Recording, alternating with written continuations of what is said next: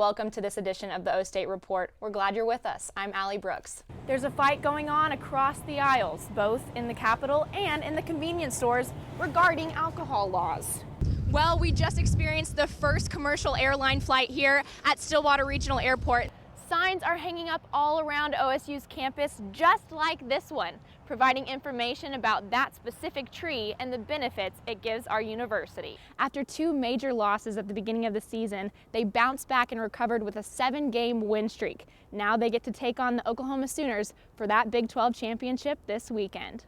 They will be experiencing 9 events, and out of those 9 events, we're having 4 of our Oklahoma State Cowboys competing for those championship titles.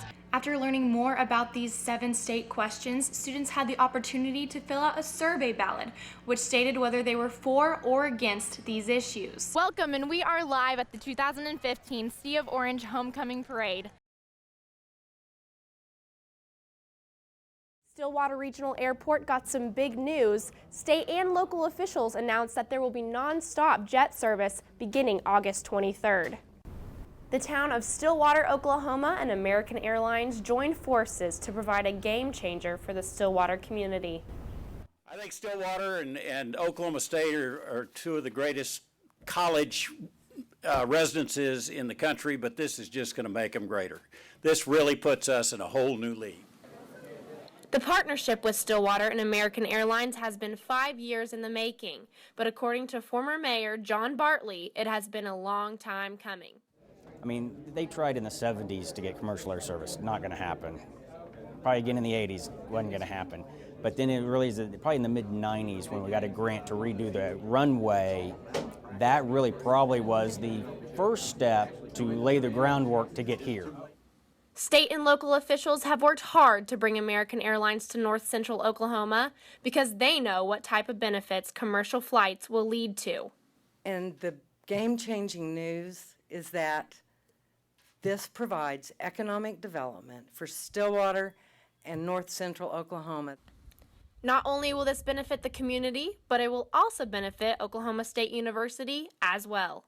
I think it'll increase enrollment, and I think it will make OSU a more attractive place for top faculty to come and to stay.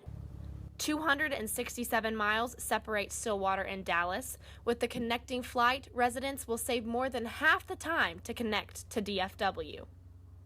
My hope and dream is that this is so successful in Stillwater that they'll look at other locations in Oklahoma. With these big changes, Stillwater is bound to see some big results. With O-State TV, I'm Allie Brooks.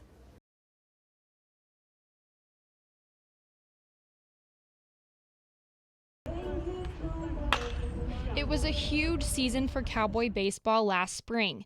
The team rallied together to pull out the 20th trip to the College World Series in Omaha. The last time OSU made it to the CWS was 1999, back when current head coach Josh Holliday played for the Cowboys. The team started off the season with a tough stretch of games, then again in the middle, and again at the end with the conference tournament. But the team never wavered. Could knock those guys down. There was nothing about them that ever stopped coming back for more. Since making it to Omaha, a total of 10 players left the team, with 7 signing onto professional baseball rosters. But with every new season comes a new dynamic. With a lot of last year's veterans getting drafted, it's up to the newcomers to show what they can bring to the table and help the Pokes get back to Omaha. This year at Allie P. Reynolds Stadium, you won't hear the familiar names of Colin Thoreau, J.R. Davis, or Donnie Walton. Instead, you'll hear 19 new ones. 3 junior college transfers and 16 freshmen have been added to the 2017 roster. I think all these guys have a chance to develop as people first and then emerge into really good players and be a great fit with the guys that are here. So we like that about them. That's why we recruited them. Year after year, every team needs the opportunity to build up teammate chemistry, which, according to coaching staff and players, plays a key factor into the success of a season. It's safe to say that the chemistry is starting to build. The more we hang out with each other and the more we play against each other and the more we practice with each other, we're going to continue to grow as a team and grow as a group all together. I feel like once we get to the spring, we're going to be all ready to go, and it's going to be a tight family. With a handful of players rejoining the team for their senior year like Tyler Buffett and Dustin Williams, the newly recruited class will have great leaders to lean on. With O State TV, I'm Allie Brooks.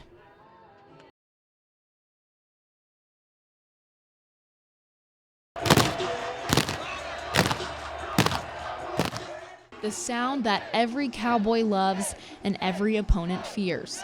The Oklahoma State University paddle people echo throughout the stadium each and every game day in Stillwater. Legend has it that several years ago, a few die-hard Cowboys showed up to a game with simple wooden paddles in hand. Today, that legend continues with over 200 members. Dylan Rowland, president of the Paddle People, says that it has gotten easier to join the group over the past few years. Well, for a while, it was just you had to know somebody who was in the club or something like that. Then we kind of opened it up and let pretty much anybody join. We're trying to become a little bit more selective now so that you kind of have to earn your way into the Paddle People. The commitment to being one of OSU's iconic group members runs deeper than just showing up to football games. We're in the stadium well before the game starts, and we stay all the way through. There's no leaving early because we're beating whoever by 60 points. We're there the whole time. The Paddle People have weekly meetings and also attend and cheer at other sporting events such as soccer games.